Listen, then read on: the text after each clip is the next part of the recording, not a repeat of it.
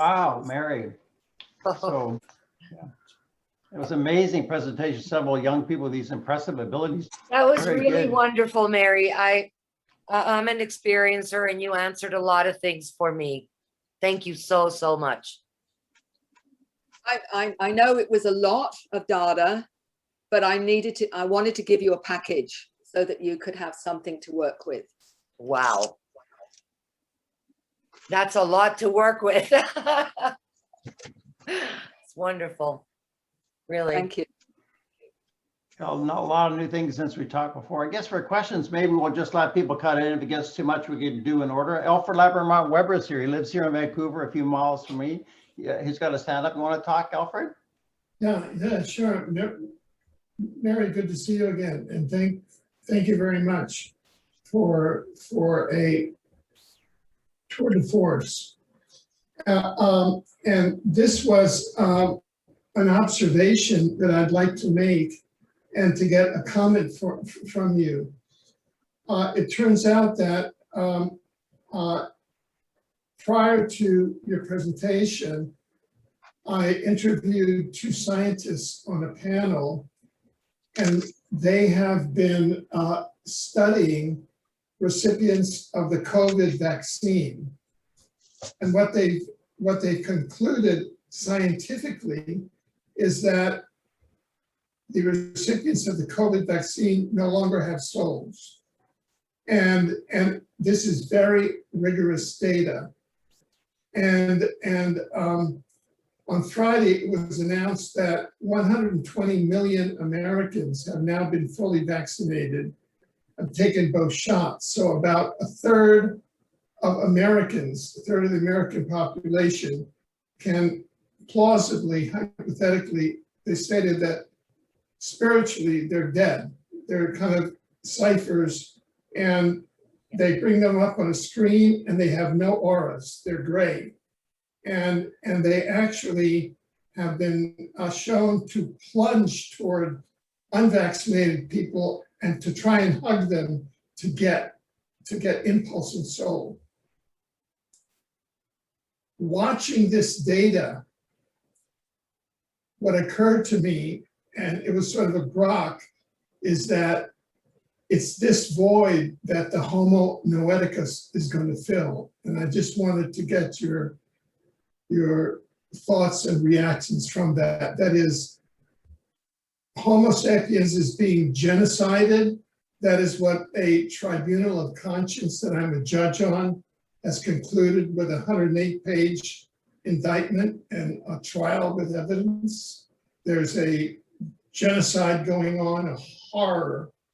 However, the good news is that it's leaving an evolutionary void, that Homo noeticus that you've documented on this sequence of events.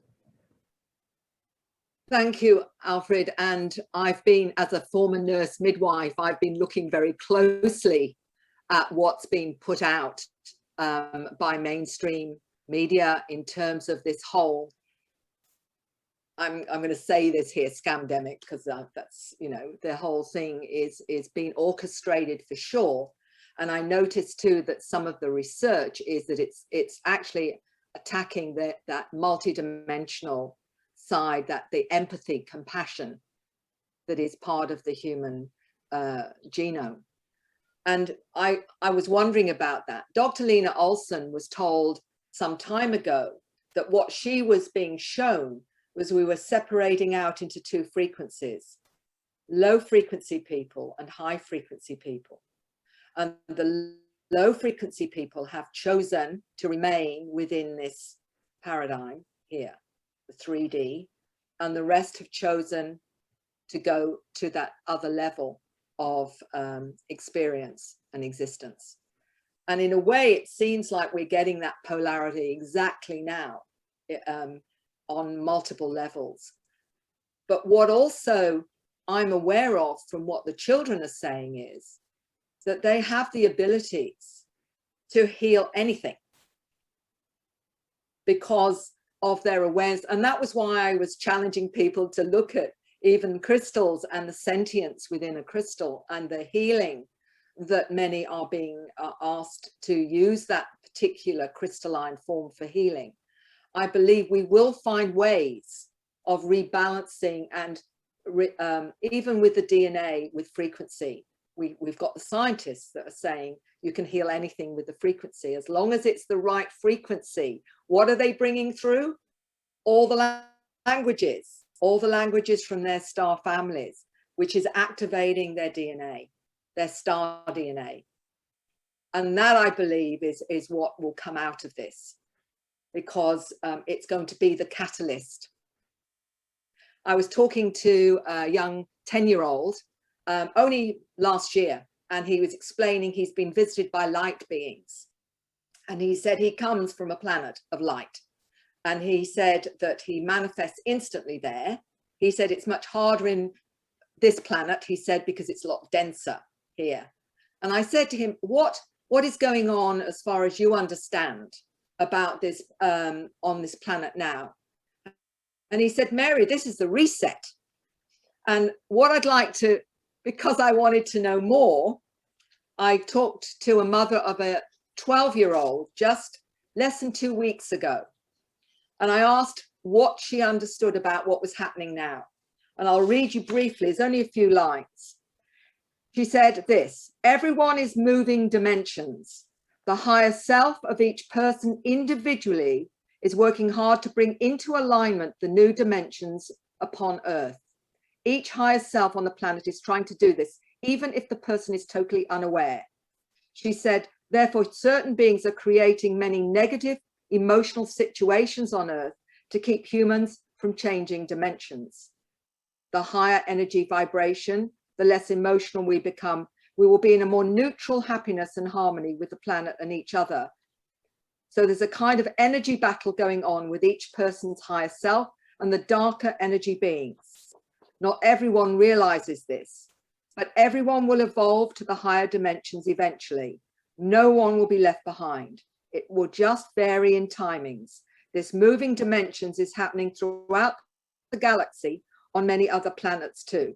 However, some planets are already higher vibrational, so the lower energy beings are not there and there is nothing to feed off. The shift will happen to us all and lift us to a new, kinder, caring, less emotional reality, but the timings will vary. She said her purpose is to help people connect with the earth, to ground people and help them to connect to their higher selves. She said, being told that she has many powers that she will gain over time. She uses channeling, magic and alchemy. She said she comes from a different galaxy, many galaxies away.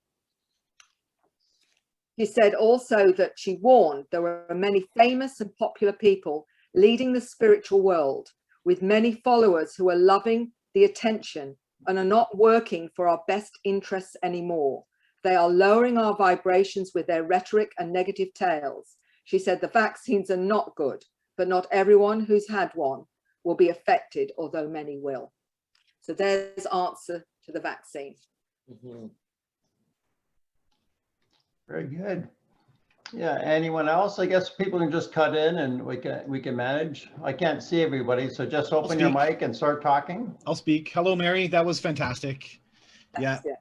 Thank you so much. So I took some notes. So you put language to for everyone who knows my story here. I had an activation. I had a DNA activation, and I didn't know that's what it was. And it turned out that I was having these contact events, but it was the DNA activation was the kind of hint that something else was going on that was a lot larger.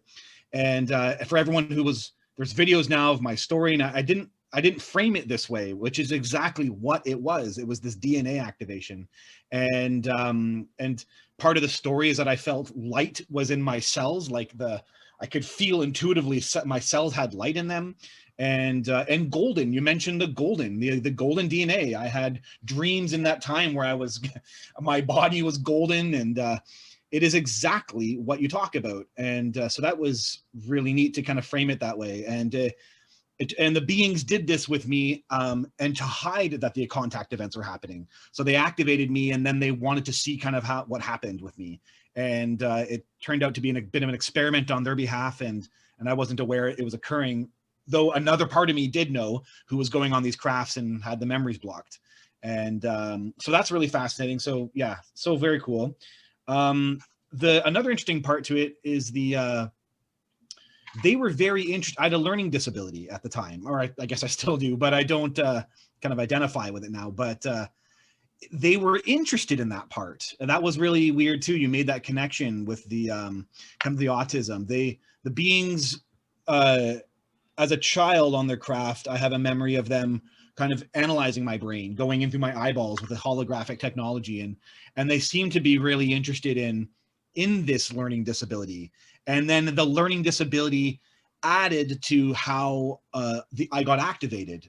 So in my normal world, all I did was read a book, but I was kind of on this drive for something, and it's this learning disability that did it. And so I've always connected that too, that the learning disability created this kind of activation that occurred. I also always knew the activation was genetic and alien, because I had no other answers for it. And so I read a book when I was 20 and it seemed to make sense, but I just buried it in my past after never knowing fully what it was all about.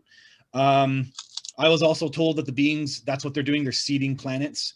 And then the mantid kind of acting as a overarching kind of presence to that. And yeah, that they're taking our DNA and they're using that DNA to seed other planets. And I was explaining that as well too.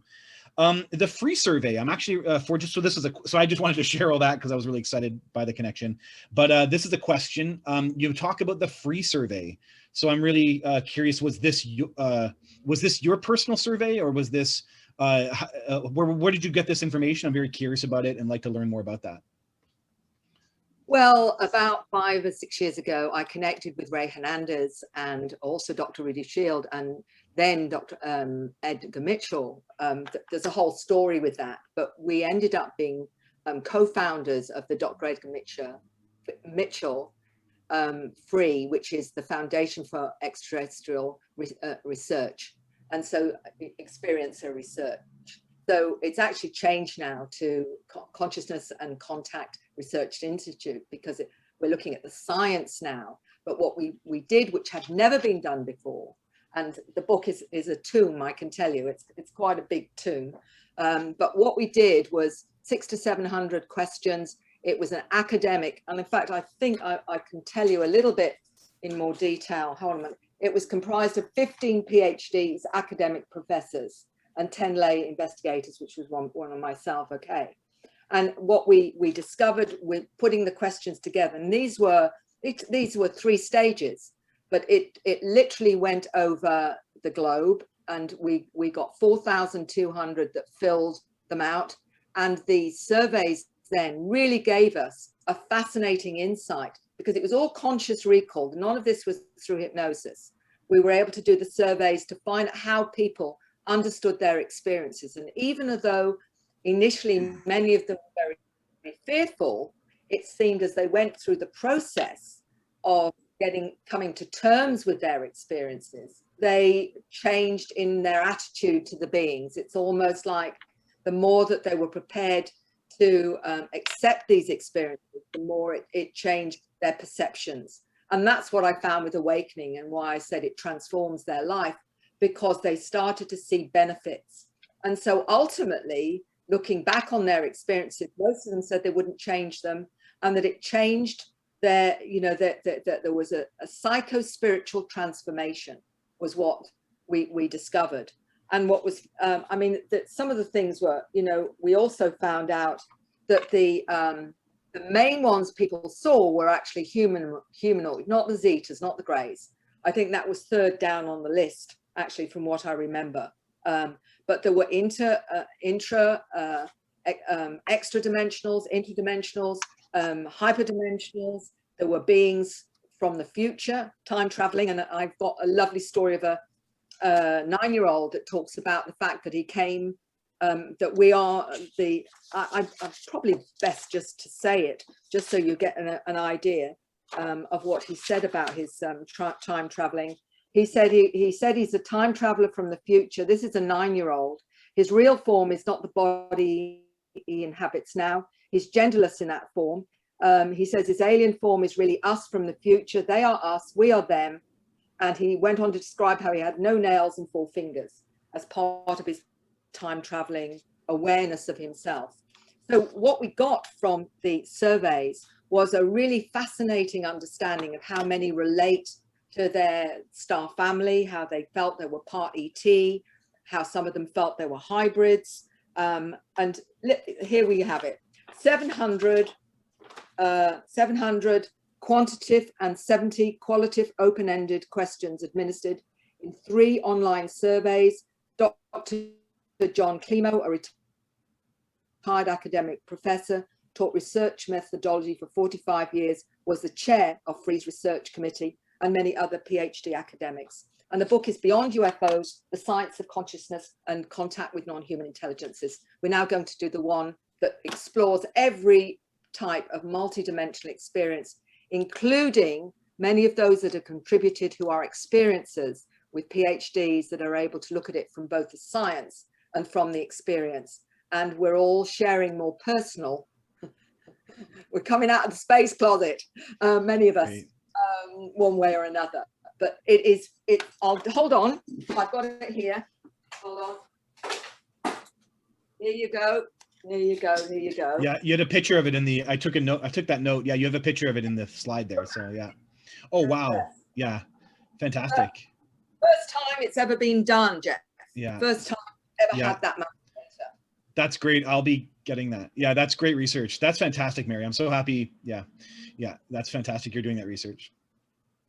Yeah, well, it was more than I could do with just a CERN, but with all that background and expertise, I was just very delighted that finally they were finding out exactly what I come to the conclusion of when I wrote Awakening, that for most people, ultimately, it was a transformative experience that expanded them into a whole new paradigm, and one most of them would never change. And that meant they were becoming more clairvoyant, clairaudient, clairsentient.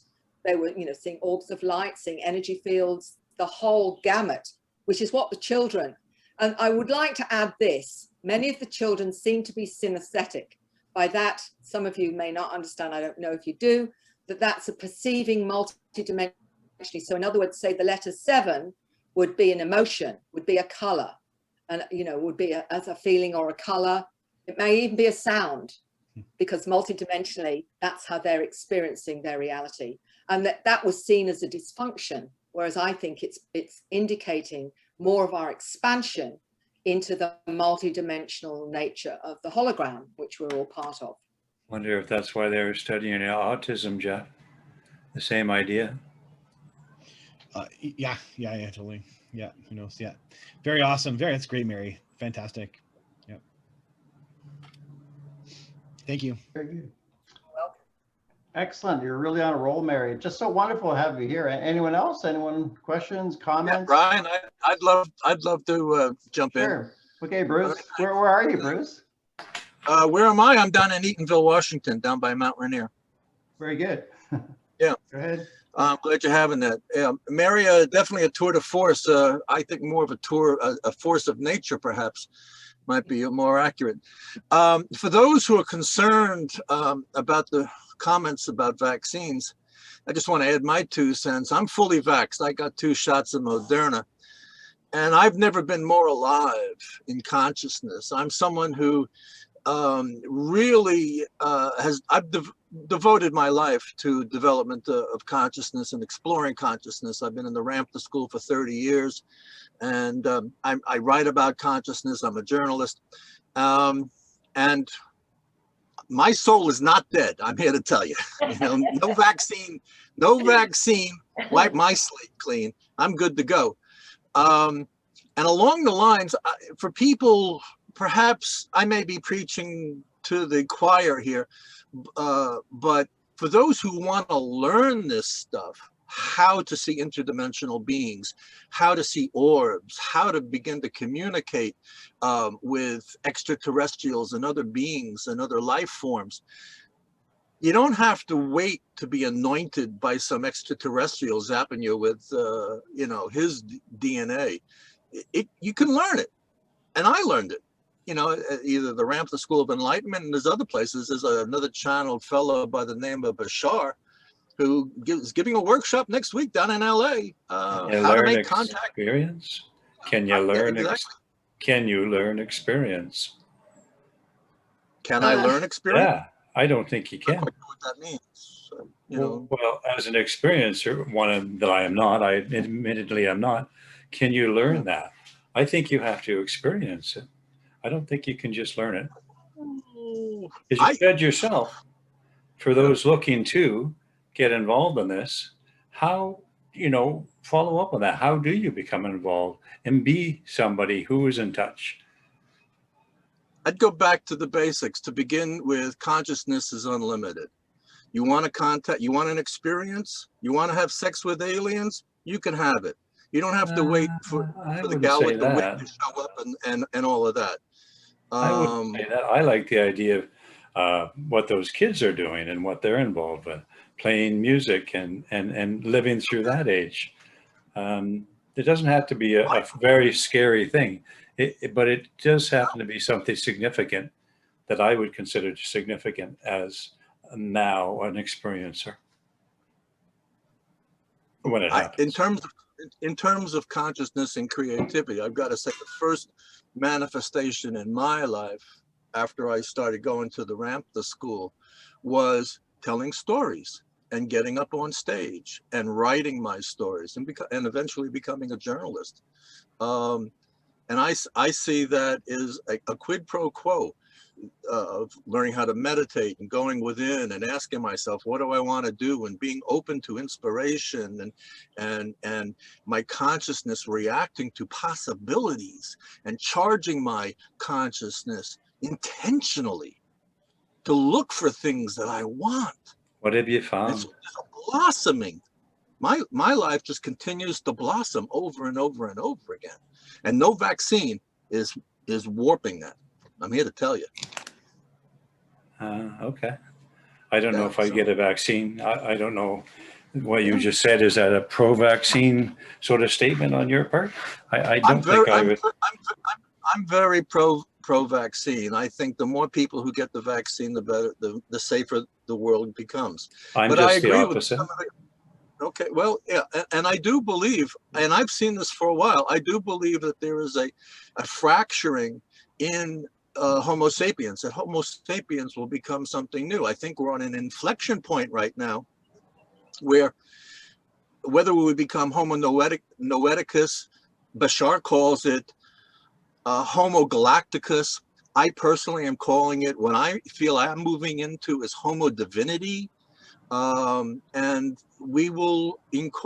those of us who want to live in a world that's cleaner and more dynamic and more focused on consciousness, I think we will create our new earth. We will move into a new universe. And those who don't want to believe any of this stuff, and they think that climate change is a hoax, they will have all of their hurricanes and their heat waves and their fires and their smoke and the droughts and collapsing economies, blah blah blah, and they will have that experience. And whether so Bruce, do you have a question? Do you have a question for Mary while she's here? Sure, Mary. Any comments? Bruce, can I say my first thought with you not being affected, although apparently it might not affect for 6 months to a year anyway, but it may be that your high frequency is as a protection from anything negative as well, because you're obviously working on those higher frequencies, and that may be exactly what needs to happen. If we all have to raise our frequency so that we can be in balance, and we balance. And also that young lady said not everyone will be affected, and maybe there are certain types, so it might be all of that, yeah. Bruce, I do believe you're quite right that you can learn to expand multidimensionally and learn how to do it. And it's a matter of having the intention and having someone to guide you through opening up that other part of you, because we all have that ability. I believe we all have it. And it was something that I learned to do. And now I show people how to do it. And it's not as hard or as difficult as people perhaps believe it to be. Just a matter of recognizing how it works. It's like being reminded how to ride the bike or whatever. So I'm absolutely with you on there. Personally, I am concerned about what's going on on the planet. And I, you know, as a nurse, I'm looking into it quite deeply now to try and understand what's actually going on from whatever experts. And I'm not there to tell anybody anything. I just say, do your own research. I mean, what you were mentioning really is creating your own reality. And I'm often wondering if we're a bit like Star Trek, you know, in the hologram deck, where we're all there with our glasses saying, this is the reality I want for my time down on Earth. And it may just be that. Exactly. It may just be Exactly. that. I don't know. But I we're going hope to find I out. keep wondering. I think meditation is probably step one. Definitely, that opens your consciousness to everything else. And then, like you said, Mary, it's intention, what we intend to do with that. You know, some people want to manifest a car. I know there's a branch of Buddhism that chants for a lot, very, very material things.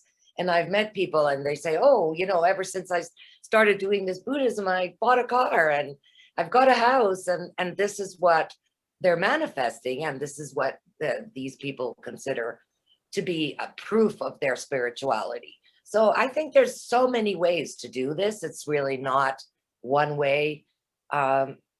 It's probably a path for each person, how they reach that kind of consciousness and openness to experience.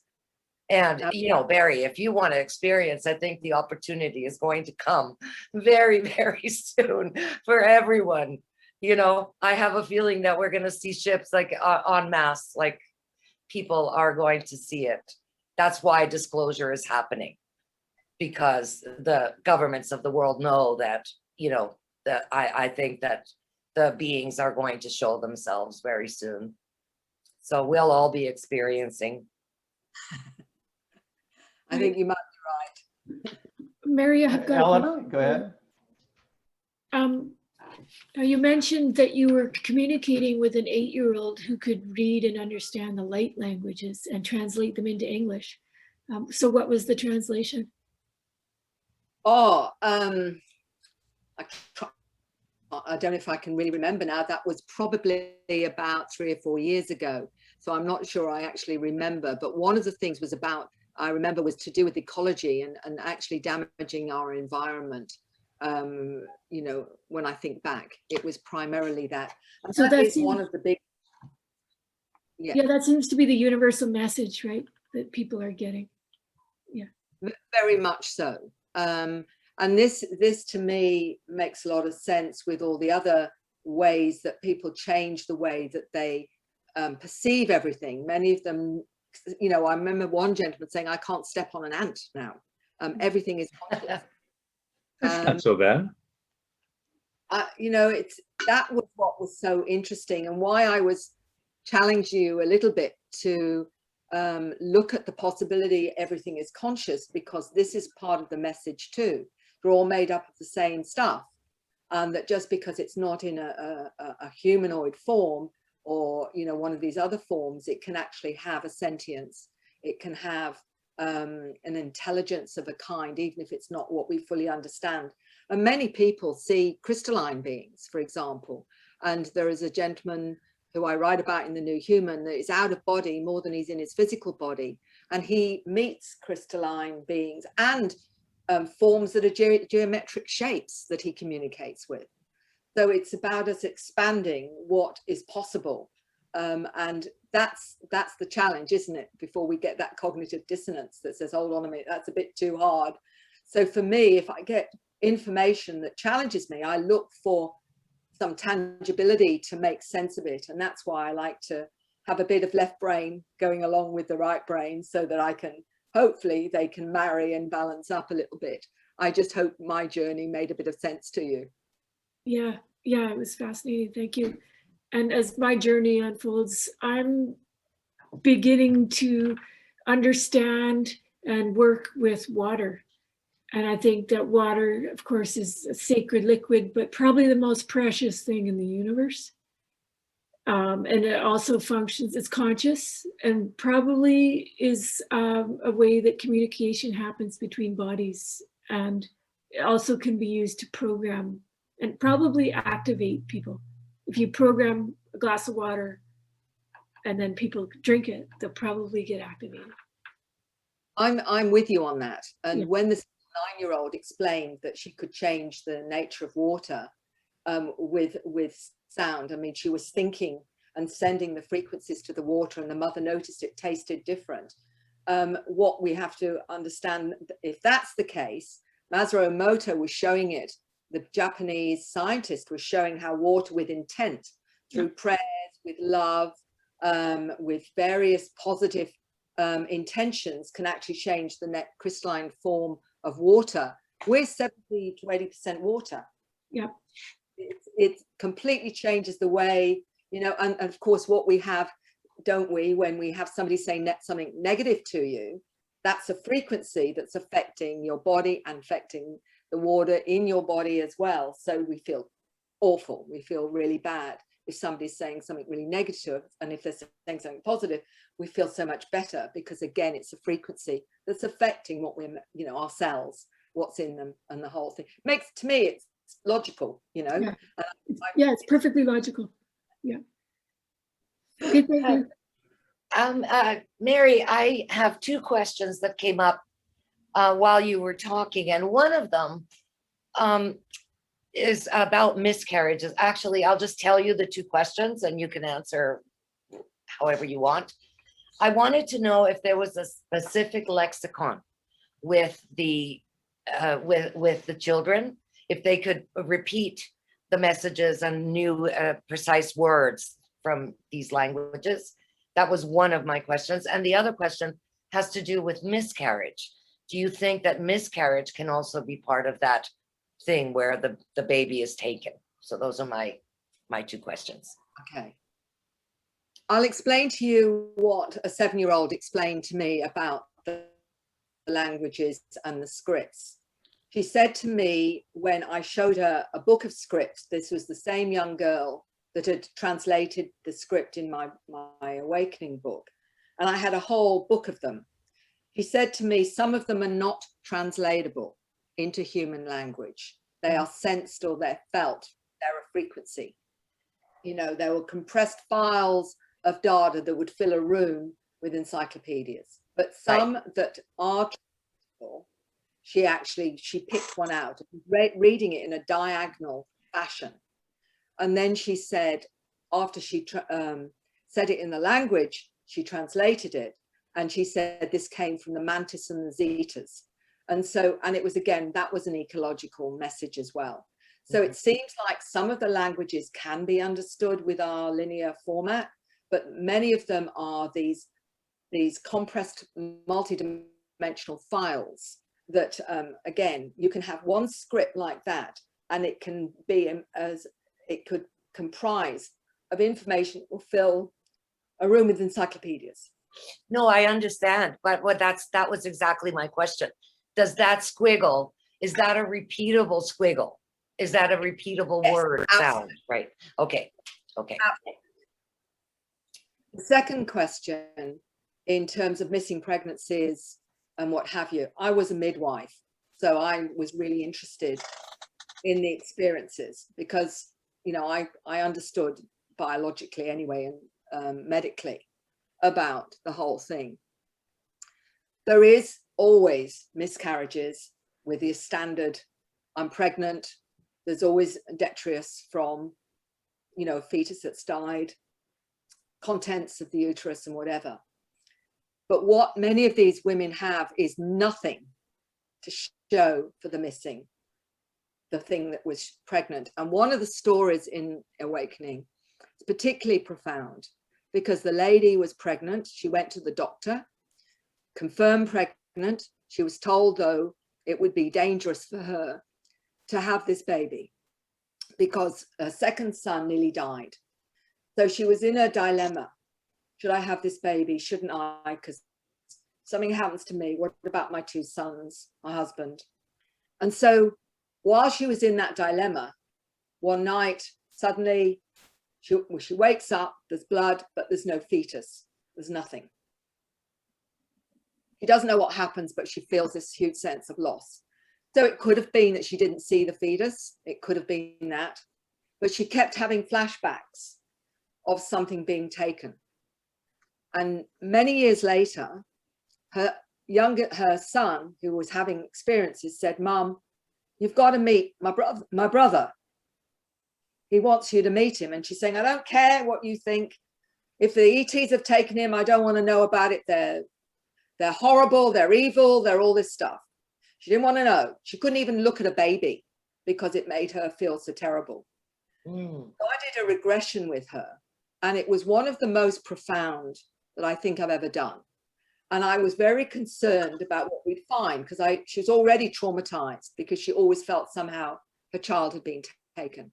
So I was really concerned. And when I took her into the experience again, she saw herself being taken up onto the craft. She saw the beings removing the fetus and putting it into a particular container. And so I said to her, "So now we need to understand what's going on." And this is all in hypnosis. She mentions a being in front of her, and she's talking to the being. And she's saying, "I know if I go ahead with this pregnancy, I could lose my life. But I don't know what to do." And she's having this communication where the being saying, "We can take care of that child if you're okay with that. But you won't be able to have him on Earth. You won't be able to have him on the planet."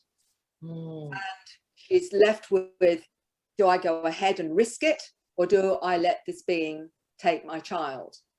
And then she says, and in a voice that I can't describe to you how profound it was, she said, promise me you will look after him, you will care for him and love him as I would." And they agreed. Now this is real tear stuff. And then I said, "So where is your son?" And she describes this little boy of 12 coming towards her. She said, "He's missing one tooth." She said, "You noticed he was missing one tooth." And actually coming towards her to connect with her. And there was no dry eye in the house, I tell you, between the two of us at that point. Yeah. But she understood that she'd actually consented to that. She must have trusted him very much. In order for her to get that trust, he must have been very influential, the being. The fascinating thing with this is that when you've got someone on the craft, they can have a conversation in trance with them, so they can get understanding. This changed her so much that when she was writing her second book, she said if she was stuck for information, he would come into her and talk to her and help her. So she continued that connection spiritually the rest of her life. Because of what happened in that regression. I mean, it was completely opposite to what she believed. It was a 180-degree turn from the evil monsters that took my child without my knowledge to completely changing her perception of them and why it happened. Quite influential. Quite influential. Could I ask you a question quickly, Mary? I know it's off that particular question, but you, at the first of the video, you talked about the new encoding the DNA to elevate its intelligence and consciousness is just the opposite. This is what I write, to what it looks like the New World Order or whoever wants to do with all their chemtrails, they're crystallizing their pineal gland with fluoride. And it's been going on for many, many years. It's almost a battle for our conscious being.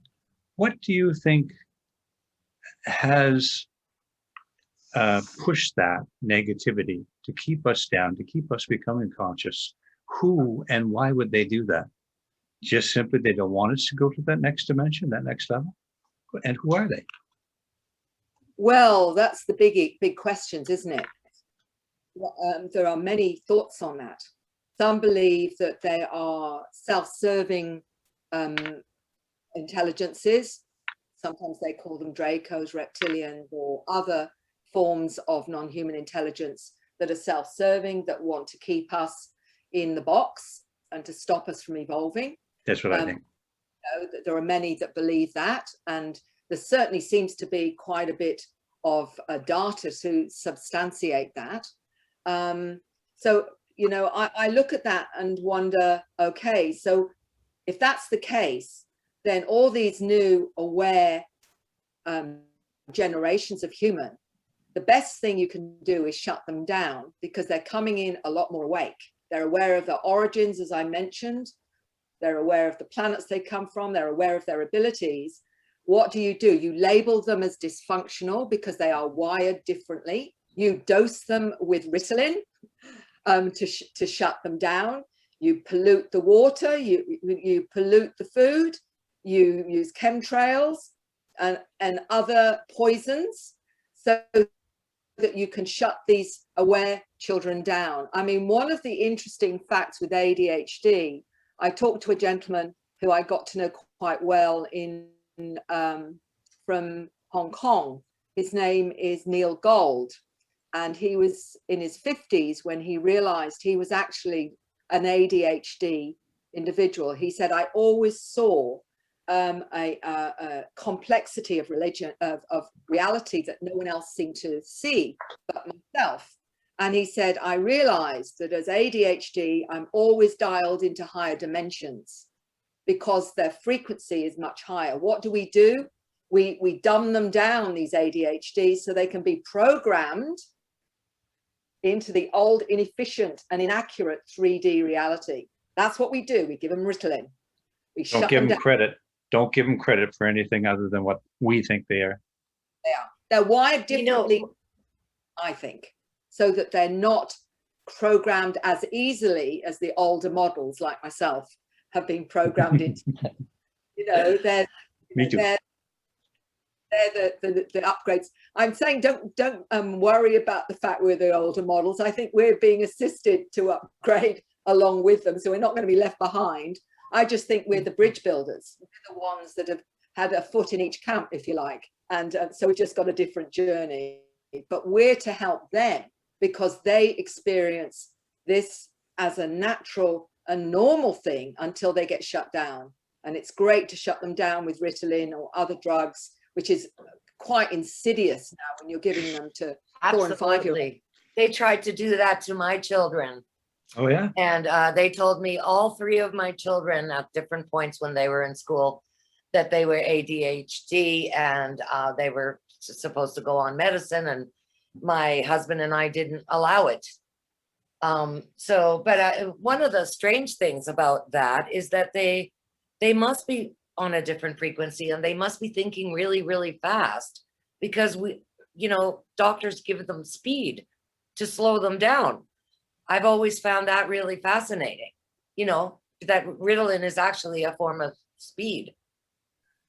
And, how is it? I mean, how fast is their mind? That's maybe it's just meant to, mess up the circuits so they no longer function properly as who they are. Give them more. It slows them down. It slows them down. It really does. Mm-hmm. Yeah. Probably disconnects them. That's what I'm thinking. What was great about what they were then no longer are because they're going at too hyper at speed. Just a guess, though. But Sorry, Mary. What I wanted to do with the book was actually put solutions and understanding from those that had the expertise. And Dr. Lena Olson, who, although as a molecular biology, she's also a letter person, ADHD, Asperger's, she's got a bit of all of it. And she found that there are ways of balancing the ADHD through various B vitamins, certain minerals, and certain diet, where you don't need any of this other stuff. And she's put that in there because she found it worked with her and her family, because her whole family were having similar kinds of experiences. And it's about understanding it and then finding healthy ways to help these children so they can be and do what they come here to do. And I believe they are here to change the mandate, to reset our civilization and our consciousness. And that's why I think they've been targeted by, Big pharma. Yeah, exactly. But who is the they here, though? I mean, yeah, the cabal, and we can go into the history of the cabal And Want your camera on, Petra? You well, want but, to say, you want to see I us? Or can't. can we see you? I'm on a campground here, and my upload speed is really slow, so it wouldn't. Okay. Sorry. But Mary, I've followed you for a while, and I appreciate your work, and I'm certainly going to get your book. That sounds your new book. I have your other one. Okay, like when you were relating that about the missing pregnancy and the resolution of it with the regression and finding out that the woman actually did consent to it. Okay, well, I see that, but there is a larger agenda here. You know, the Greys agenda is been, it's been researched by many, and you, in the introduction to this, to your presentation, the written one, you go into how you disagree with the analysis of that, but ultimately you have higher beings who are able to get a soul to agree to this. So when the soul comes in, they're already following this agenda that their soul laid out. But yet the decision was made, not in a free manner. If you look at Susie Hansen, who's going to be our guest in a little while, I went into detail in her book, and I even talked to her at the Toronto event, the expo a few years ago. But it's like this, she was given a choice between being an amoeba on some other world or coming in here. It's like it seems to me it's fixed. It's fixed by the Greys, who have a higher understanding. We're not there yet. And yes, if you can resolve it by taking them up, taking people into a regression and seeing how they chose this, but yet that choice at that point is not a free choice when you have higher intelligences manipulating that situation. So I'm really concerned about the Grey agenda, and what is described, especially in the Voyager books by Ashiana Dean, especially Voyagers 1, which goes into great detail, and I can actually track how what is happening in the world today has been described, 20 years ago by these the Association of the Guardian Alliance, who I believe have our best interests in mind. So how do you respond to that? Well, it would go back to the soul agenda. And I've worked with many people in past lives, taken them to past lives. I've taken them to the place between lives. Dr. Michael Newton's well known for that in his Journey of Souls and Destiny of Souls, where you go back to your family of soul origin, and between you decide on another incarnation. And I've taken people to the point where they have ended up telling me they've chosen what parents they will have, what family they will have, and what lessons they've created for themselves as a incarnated human. When I was really interested, when I was taking people in regression, to find out whether in fact they had a full understanding of an experience where they may be targeted by certain self-serving beings. But I will add this as well, that we can't target all Greys as the same. As one lady explained to me, there's at least 165 species of Grey that she knows of. So we can't just pick one out and say, well, their agenda's this one. I was referring to the Zetas myself. Okay, the second thing is, when they're in regression, and this is not just regression, mind you, there's those that remember their past lives consciously. But in regression, if they're having an experience and want to understand why they would consent, and did they understand the consequences of that consent, I'll say, have you on any level consented to this? And many of them, a majority, would say, yes, before I came here as a soul. Now, as a soul, you have full understanding of the consequences of your decisions. In my understanding with my work with those that have explored that side of themselves and their awareness. When you talk to the children, One of them described being a will-o'-the-wisp spirit. He had the choice of 2 or 3 different lives, and he chose the one this time to incarnate on Earth, and then he found himself in Mummy's tummy. In other words, he'd made the decision as a soul, and as a soul, my assumption is that you have full awareness of the consequences of any decision you might make on this planet. Although I do remember one young lady who identifies being a dual consciousness, and she explained to me about her ET self and a human self. And I said to her, when she explained about an experience she had as a child, I said, did you consent on any level to that experience? She said, yes, I did. But she said, my ET self is fine with it, but my human self, I didn't fully realize how challenging or how difficult that was going to be. Well, But there you go. I think that's a perfect example. I mean, what happens in a normal situation when we're between lives? I think there's guides who are, attuned to the planet. There's guides who work with with us on that level. They're equal to us. And here we have an alien ET race that comes in, that takes the role of those guides that we normally find in the between lives situation. And they create the situation, the choice, and why does it have to be that kind of choice? I mean, the soul is the one who is making, the selection. It's not like it's been pinned down or anything. This seems very contrived to me. Just depends on.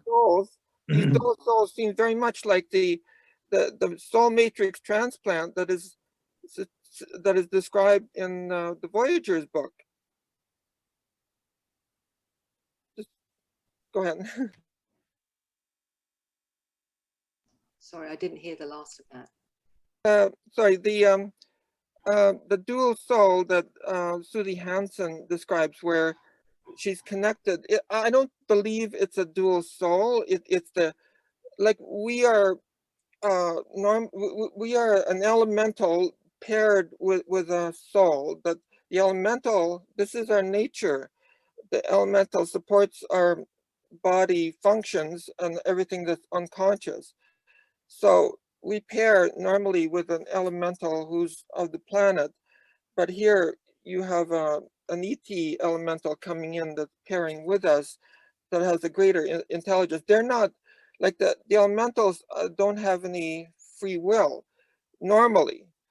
I'm talking about the normal elemental, but here you have an ET that has much greater will than any elemental on the planet, So you have this situation, that is, it's basically the soul matrix transplant. If you read Voyager's 1, it describes it. I did a presentation early on, in May last year about this. I tried to depict how this works, but it's like the elemental side of us gets taken over by the grays, and they're multidimensional. They're not even like us. They can encompass different, the elemental as well as the physical, it's no problem for them. So you have this higher capable intelligence. It's orchestrating things for us. When you say these people have made a soul decision, I don't believe that even that soul decision was free will. And anyway, we are supposed to have free will regardless of anything. If we made a soul choice before we incarnated, doesn't mean we have to follow it. We're on the planet, we're connected to the planet, we have that to guide us as well. So I'm not, I don't believe this soul agreements are something, that is, cast in stone anyway. Look, the way that I work is that I work with the individual's awareness, and I also say to them, does any of that resonate? Does it make sense to you? They work it out for themselves. It's not for me to say, well, it's this or it's that, or I have a different understanding to that. I'm working with the individual and their consciousness and their awareness for them to make sense of it from their own resonance. And we have many different interpretations, of how to understand that. And plainly, you know, you have one. I only work with the individuals that with their understanding and their awareness. It's not for me to say, well, I think that's wrong or whatever, because that's what resonates with them. So that's what I'm working with. I'm working with their own inner resonance. Whether or not you think that's not accurate or they're being misled, well, they don't feel that. And that's not for me to make a judgment about. But, you know, I understand that, you know, your sense is different. And I think that we've all got to just understand that every one of us is going to perceive our reality, our understanding of the soul journey in our own unique way. And that comes from our, you know, our programming, the way that we see the world, the way we see belief systems, the way we see spirituality.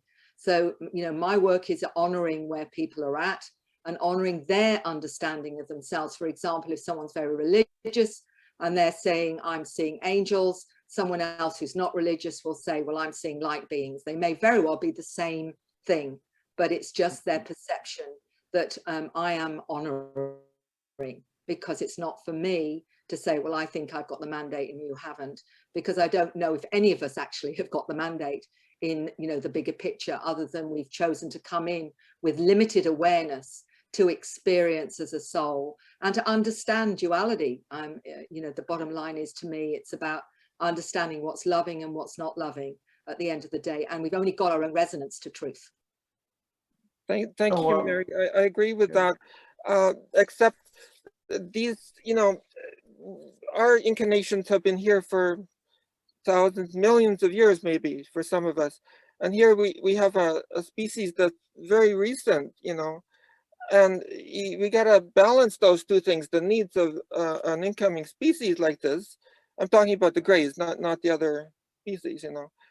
And anyway, this is described in Voyagers, which is, the 2 volumes are posted permanently on Carrie Cassidy's site. So this is something that we should be aware of. And, you know, this is an important transmission from the Guardian Alliance about being aware of the Grey agenda. And also, I watched the recently I watched the first edition of the first series of Star Trek, and I saw exactly, I mean, I watched it back in 66 and 67, but it was so exact of what Roddenberry was trying to convey, the danger of the Zetas, the little, you know, I forgot what they're called in the series, but they got big heads, they're short, and they're wearing gray suits.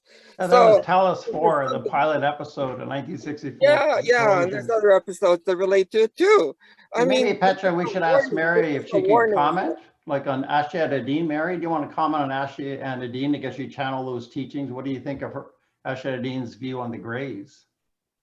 I haven't heard much of that channeling, to be honest, so I can't really comment on that. I come from the position that we all have our unique resonance to whatever truth we focus on and feels right for us at the time. We all change as we learn more and we grow. So I'm working with the person's belief system, not my belief system.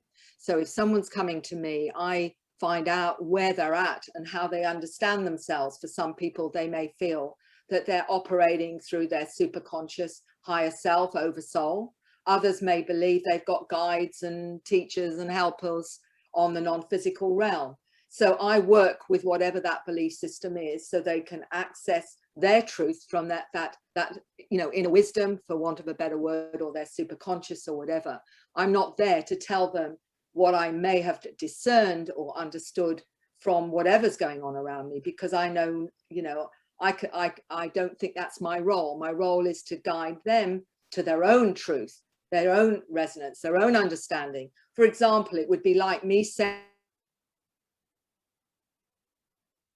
to somebody that's going to church every week and, you know, they believe in a certain thing. It's not for me to say, well, I don't think that's credible, or that's, you know, you should be doing that, or that's not right, or whatever, because we all come with a different mandate of understanding, and we're all on our own journey to understanding more about why we're here, what the soul agenda is, and how to operate within this matrix. So I hear all sorts of things that may or may not be true. I have to wait for my own inner resonance to say, well, does that feel right to me? And it might not have 20 years ago, but today it might, because we're growing and changing and learning all the time. So I don't think there's any mandate that I will stick to through thick and thin, because I feel my reality is like an ice floe that at the moment I'm standing on, which at the moment seems to fit, but that ice floe can melt any time as I become more aware. And I need a new one, which I have to jump to and say, oh, well, that's expanded to this now.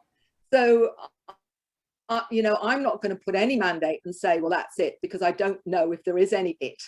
I just think it's a constant soul growth in understanding and how we choose to understand it. Thank you, Mary. That's a really good way of expressing that. Ian Hollings here, I want to bring him on. He works with Earth Files. He works for Linda Moulton Howe. You met Linda Moulton Howe a few times. So Ian, are you going to turn on your camera? Are you here? He's in England, so the time in England is 5 in the morning right now. Yeah, it's 5 in the morning here in the UK. Just hold on a second. I'm just adjusting everything here. So yeah, it's a bit dark here still. Mary, it's great to hear your presentation. I'm aware of your work, and I think, you know, I work with Linda Moulton Howe on the Earth Files and help her to co-host the Earth Files YouTube channel every Wednesday.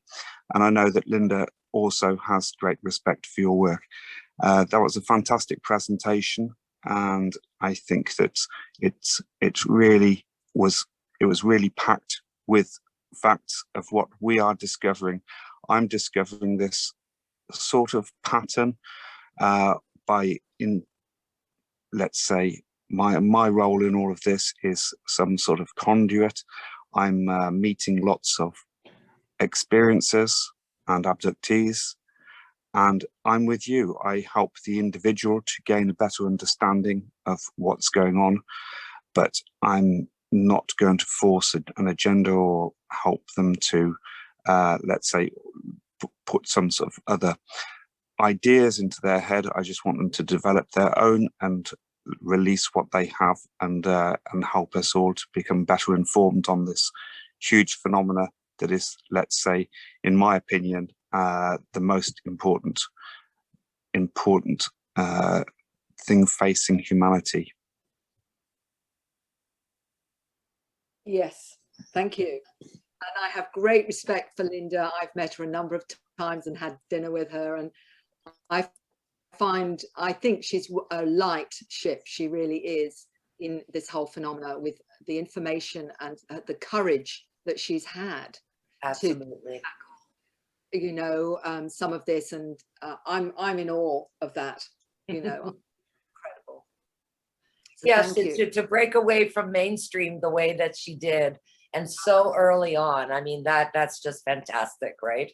She took a leap of faith because nobody was doing that work. That's right. Yeah, Mary, so thank you very much for your fantastic presentation, and thank you very much for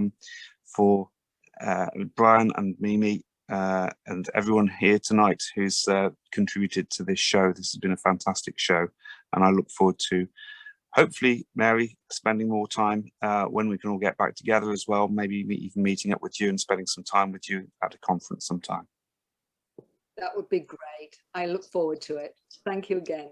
And we could bring it back, Mary. We could bring it back for another meetup. We'd love to do that. When I know yes, your schedule's absolutely. busy. Yeah. I wanted to say something to you, Mary. What you just said, the explanation that you just gave, absolutely resonates with me. And Brian knows this. I've gone through a very big journey with this whole gray thing, and I find myself changing all the time. The more knowledge I have, the more, you know, it's expanding and it's changing and it's moving. I used to think, oh, grays, you know, they're deceivers. They have a bad agenda. You know, they're abducting people against their will. And I see that it was a small box, you know, and as we have this meetup, and I'm meeting so many other people, and hearing their stories, it's helping me to understand that there are pieces of the puzzle, they're different, and we have to accept everything. Just like you said, we have to accept it all, because that is the reality that person is having. And that is part of the entire thing. We can't say that that's the wrong agenda or put a judgment on it and say, you know, that there. But I find myself really learning and moving and changing. And someone who met me 20 years ago might say, well, that's not what you believe. But yeah, that was 20 years ago, right? Or even last week. Thank you so much. You're just making so much sense. And I really do hope that you can come back and see us another time and we can have this wonderful experience again with you. Thank you. It's been an absolute pleasure. Thank you, everyone. And I've really enjoyed it. I enjoyed all the questions. And I'm very happy. If anyone has anything specific, I'm on email. So if you still have something you'd like to run past me, you're most welcome. Thank you all so much. And thank you, Brian, for setting it up. Of course, you do a wonderful job, because I think we connect now. We're not allowed to last travel. time we just did a one-on-one video. Now we have we had about 26 people here today. But hey, we just begun 3 hours. We sometimes go for 5 hours or 7 hours. I think Elena had but do you want to take a washroom break or a break and come back? Mary, would you mind saying your email, please? Yes, it's lowercase starline, STARLINE, at iinet, that's 2 I's, so it's iinet.net.au. .net. Yes, .au. Oh, AU. Okay. Yeah. So iinet. That's Yes. interesting. Okay. Yeah, Ellen had one more question. Can you stand another question, Mary, Mary? can you handle? Okay, Sure.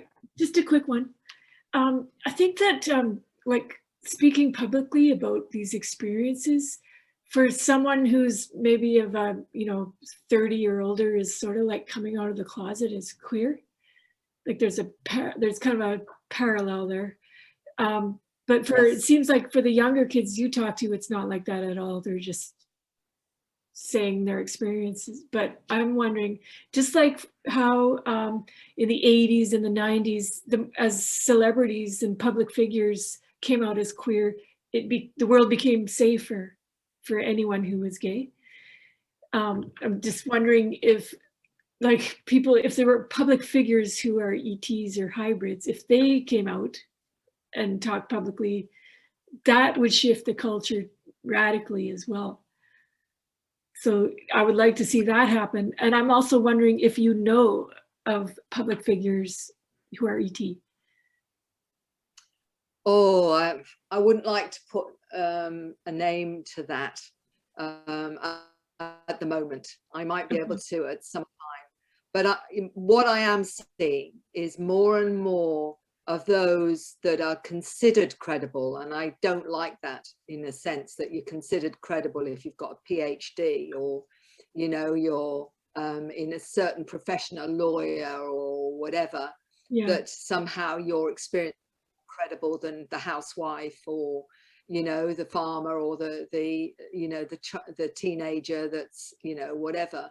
But my point is that many of those we see as credible are going to be sharing more of their stories. And we're doing that with the new organization, that there's going to be the science to start with in the book, but the other volumes are going to be the stories of people's experiences.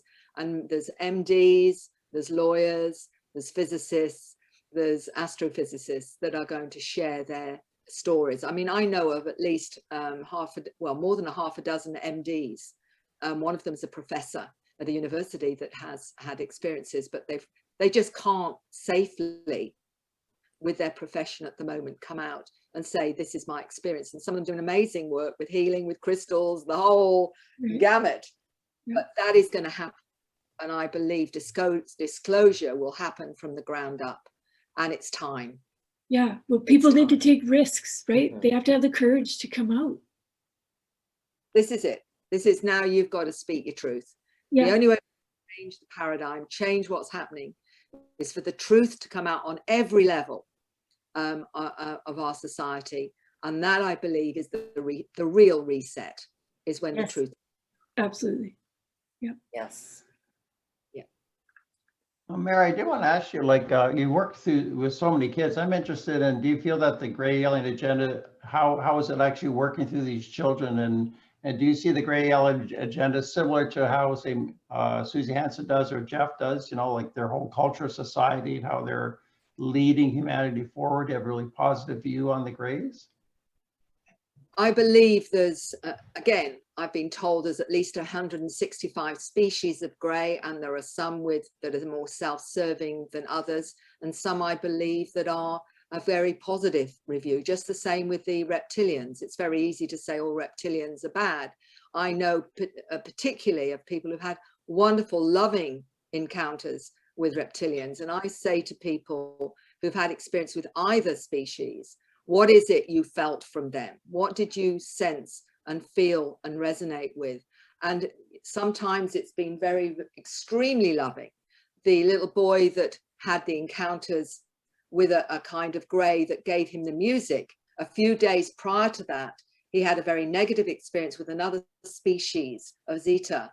And it was the species that was helping him with his music completely healed him from that other encounter. So what I'm hearing is there are different agendas with different types of Zetas and what have you. I think it would be like taking one human off the planet and saying everyone's this particular human and they're all like this. Well, I don't think that's the case. I think we've got multiple agendas, multiple species, multiple intelligences.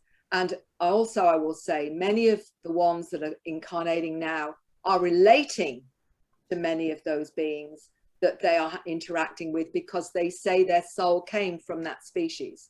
They came from that as well. So I think to make judgments is a little bit early in the day because we still don't know enough to understand yet or to make a judgment. And I'm wondering if we ever can. I don't really know.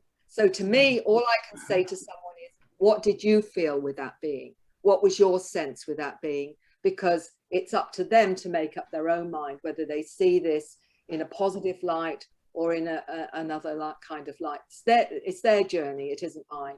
Because you know what I'm a bit confused about, though, I guess there's multiple beings, maybe multiple agendas, but there seems to be one administration in the sense that there's abductions all over the world. There seems to be one group that's in charge of this, like the abduction or the experiencer hybrid program. There seems to be an organization. So there couldn't be 3 or 4 different conflicting. They can't be conflicting. They must be organized and must have an agreement amongst themselves, don't they?